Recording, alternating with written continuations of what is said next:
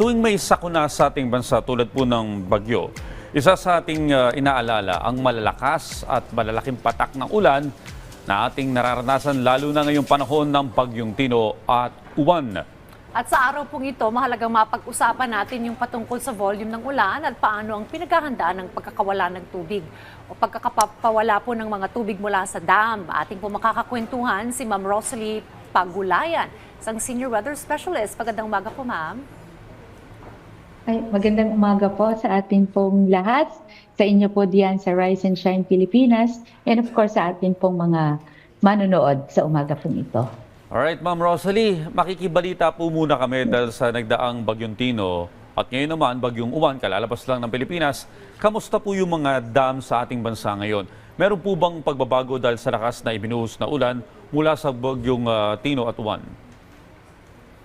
Yes po, so marami pong mga pag-ulan na na-experience or na-record po dito po sa mga dams, monitor dams na minomonitor po natin, So siguro i-rundown ko po muna yung mga naka-open ngayon, sir, ma'am. So sa ngayon, as of 6 a.m. po ay bukas po yung Angat at elevation po niya as of 6 a.m. ay nasa 210.94. So currently ay meron po siyang bukas na 3 gates. Total gate opening ay 3 meters. So lahat po ng lumalabas na tubig from Angat Dam, ito po ay masasalo, mapupunta po dito sa Ipo Dam, which is around 6 to 8 kilometers downstream of Angat. So ito po yung Ipo currently ay nasa 100.61 meters siya, ang elevation niya po. At currently ay meron din pong bukas siya na 3 gates. So gusto ko lamang pong ipaalala, siguro ito yung patuloy na ipapaalala natin, hindi po lahat ng dams ay meron pong kakayahan na i-control yung tubig or yung merong tinatawag na mga flood control component. So ito pong mga malalaking dams like the Angat, San Roque, Pantabangan, and Magat. So medyo malalaki po sila as compared to the other dams, kaya kaya po nilang mag-store ng tubig. So ang Ipo Dam po ay wala po siyang ganon. So anything na sasaluhin po niya from Angat Dam ay ito po ay pakakawalan din po. So as of now, open din po siya, So so ito pong lahat ng tubig na to ay dadaan din po sa tinatawag nating Angat River. At yung Ambuklaw naman po, ito po ay cascading dams na nakapaloob po sa Agno River Basin. So sa taas po, meron po yung Ambuklaw which is currently open din po ang 6 na gates niya. Total gate opening is 3 meters. Ang Binga Dam naman po ay nasa 572.82 currently. 6 gates at 3.5 meters po yung total gate opening. So lahat po ng pakakawalang tubig ni Binga Dam ay sasaluhin po ni San Roque Dam which is in Pangasinan na po, San Manuel, Pangasinan. So currently ay nasa 277.98 meters po yung kanyang elevation. So ang kanyang spilling elevation po ay nasa 280. So hopefully ay dahil pabuti na rin naman po yung ating panahon with less na po yung rainfall na na-record ay hopefully ay hindi po magbubukas itong San Roque Dam. Pero nakaantabay po ang Pag-asa at ang dam operators sa lahat po ng mga kaganapan, magiging meteorological condition natin for the day. And for Magat, ito po ay nasa Isabela. Ang kanyang current elevation po ay nasa 190.95. So open po yung 6 gates niya at 12 meters. So siguro maraming magtataka bakit napakalaki naman ang gate opening, So ang Magat Dam po kasi is napakalaki nung kanyang tinatawag na watershed at yung kanya pong dam, yung reservoir area ay maliit. Kaya napaka-sensitive po niya. At kung titingnan po natin yung mga na-record na pag-ulan, caused by, actually galing pa po ito kay Tino, then kay Uwan po. So continuous kasi yung pag-ulan within the watershed, kaya po masyadong marami yung naitalang pag-ulan within the watershed, kaya po kailangan pong magbukas. So paalala lang din po namin na bago po magbukas ang atin pong mga dams, meron pong mga kaukulang warning yan. So hindi po siya basta-basta bubuksan. Dahil of course, alam naman natin that dams are also play a critical role pagdating po dun sa mga future water utilization natin. Alright, Ma'am Rosalie, paano naman po yung pag-i-inform natin dun sa mga communities na malapit po doon sa mga areas na pagbababaan po ng mga tubig? Siyempre, kailangan din po protected rin po sila. Ano po yung standard operating procedure po natin sa ganito po? Okay, so maganda pong katanungan yan, no? So magandang ma-inform talaga yung atin pong mga community.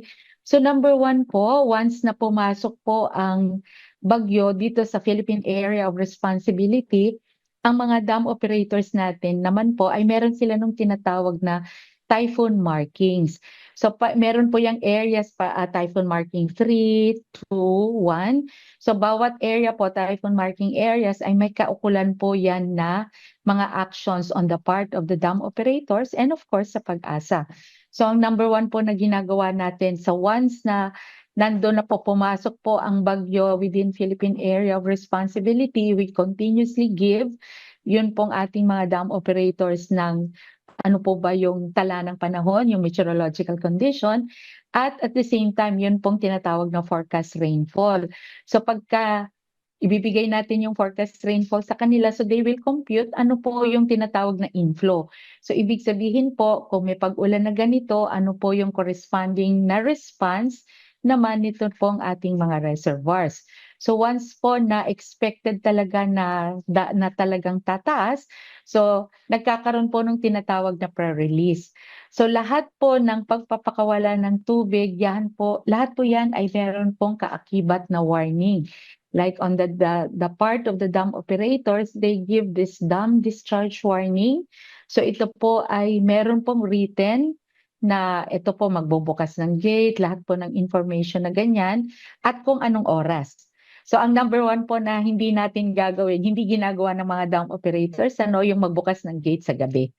So yun po, ayaw nating ma-caught off guard yung atin pong mga community. So yan po, no? So they will give the dam discharge warning. So kaakibat po niyan yung pong written warning na pinibigay sa ating mga lokal na pamahalaan, and at the same time meron po yung mga sirens. So may siren po yan na patutunugin nila. May mga succession po yan a few hours before, pagka po na magpapakawala na, and continuous kung tataas po yung pagpapakawala ng tubig. On the part of Pag-asa naman po, meron tayong ini-issue na yung tawag po natin hydrological situationer. So kahit mababa pa po yung atin pong mga kailugan, ay meron na po tayong ganyang warning. So ang importante po kasi is para po maiwasan, kasi minsan may mga tao po hindi maiwasan, may mga activities sila sa ilog, yung akala nila mababa. So baka po magulat sila, biglang tataas kasi merong tubig na additional inflow.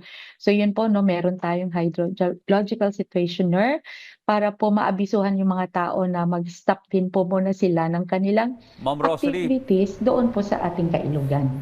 Okay, bilang panghuli po, no, sinabi niyo po yung oras ng nagpapakawala ng tubig. Meron po kasi mga kababayan tayo, no, sinisisi sa pagtaas ng baha, yung pagpapakawala ng tubig sa mga dams.